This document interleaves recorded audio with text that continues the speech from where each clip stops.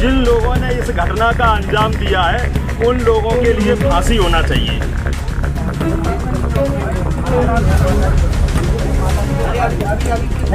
और वो बोल रहा था मैं आदम का लड़का हूँ, बोलो यहाँ से निकलो, मेरा क्या उखाड़ लो, क्या कर लोगे।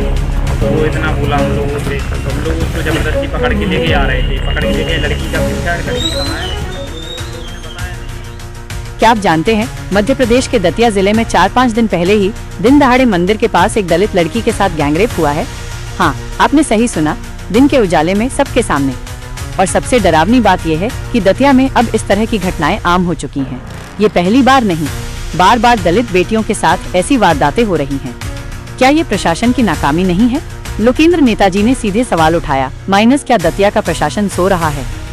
नेताजी ने साफ कहा, जिन अपराधियों ने ये घिनौना अपराध किया, ये उनकी पहली हरकत नहीं है। वे कई बार ऐसी घटनाओं को अंजाम दे चुके हैं, फिर भी वे खुलेआम घूमते रहे। क्यों उन्हें समय रहते पकड़ा नहीं गया? सबसे बड़ा सवाल यहाँ जाति का है। क्या हमारी बेटियों की सुरक्षा भी उनकी जाति देखकर तय होगी? क्या अपराधी इसलिए बेखौफ हैं क्योंकि पीड़िता दलित समाज से आती है? लोकेंद्र नेताजी ने जनता को याद दिलाया कि ये केवल प्रशासन की लापरवाही नहीं, बल्कि व्यवस्था की कमजोरी है। और सवाल यहाँ सिर्फ भाजपा या कांग्रेस का नहीं है। दतिया का विधायक कांग्रेस से है, तो फिर वो चुप क्यों है? वो सवाल क्यों नहीं उठाता? क्या उसकी जिम्मेदारी नहीं बनती कि वो दलित बेटियों के लिए आवाज बुलंद करे? लोकेंद्र नेताजी का कहना है कि जब तक राजनीति जाति देखकर चलती रहेगी, तब तक ऐसे अपराध दलित समाज के साथ होते रहेंगे। आज जरूरत है अपराधी चाहे किसी भी जाति या धर्म का क्यों ना हो, उसे तुरंत कठोर सजा मिले, वरना ये संदेश जाएगा कि दलित समाज की बेटियों की कोई सुनवाई नहीं है। जनता अब जाग चुकी है। लोकेंद्र नेताजी ने साफ कहा, अपराधियों को बख्शा नहीं जाएगा। प्रशासन को जवाब देना ही होगा और कांग्रेस विधायक को भी बताना होगा कि वो कब तक चुप बैठा रहेगा। ये लड़ाई केवल दतिया की नहीं है, ये लड़ाई हर उस माँ बहन की है जो इस देश में सुरक्षित जीना चाहती है। लोकेंद्र नेताजी इस लड़ाई में हर दलित बेटी के साथ खड़े हैं। नेताजी, घटना को लेकर दरिंदगी की हद पार हुई, क्या कहेंगे आप? मैं तो ये कहूँगा, जो उड़नू की टोरिया पर 16 साल की बच्ची के साथ जो दरिंदों ने दरिंदगी की है, उसकी कल्पना करना ही बड़ा दयनीय है।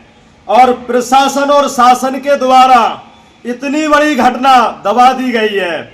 मैं तो आपके माध्यम से चाहता हूं कि जिस प्रकार उन दरिंदों ने गैंग रेप कर वीडियो बनाया और उनने ये स्वीकार किया है कि इससे पूर्व में भी इस प्रकार की कई घटनाओं को अंजाम दिया है, ऐसी घटना को सुनकर के और वो वीडियो वायरल देख करके मुझे ये लगता है कि शासन और प्रशासन के द्वारा जो घटना को दबा दी गई है, मैं तो चाहता हूं कि आपके चैनल के माध्यम से जो प्रशासन की मिली भगत है वो उजागर हो और उजागर होकर के वहां हनुमान जी का मंदिर है, वहां पर पुलिस प्रशासन फोर्स की व्यवस्था करे, जिससे दतिया शहर के यहाँ लड़के लड़की और परिवार के लोग वहां दर्शन करने के लिए जा सकें। और ये बात के लिए भी आप जानते हो कि उड़नू की टोरिया पे जो सीढ़ियों का नजारा है, उस सीढ़ियों के नजारा से पूरी दतिया का नजारा दिखता है। और दतिया के नजारे को देखने के लिए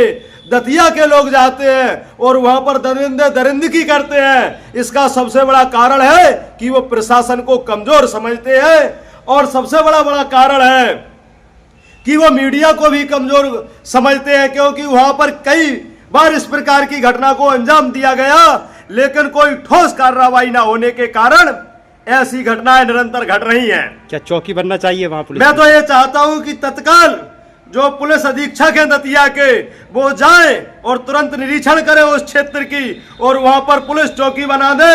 जैसी चौकी माँ पीतम्बरा माई के यहाँ है, यहाँ पर तो पुलिस व्यवस्था अच्छी करती है, यहाँ कोई दिक्कत है नहीं है, लेकिन वास्तविक चौकी की कहीं आवश्यकता है तो उड़नू की टोरिया पर है, जिससे वो हम सौंदर्य देख सकें। जो सौंदर्य देखने के लिए हमारे दतिया के लोग बाहर जाते हैं, वो हमारे दतिया में भी उपलब्ध है, वो है उड़नू की टोरिया पर।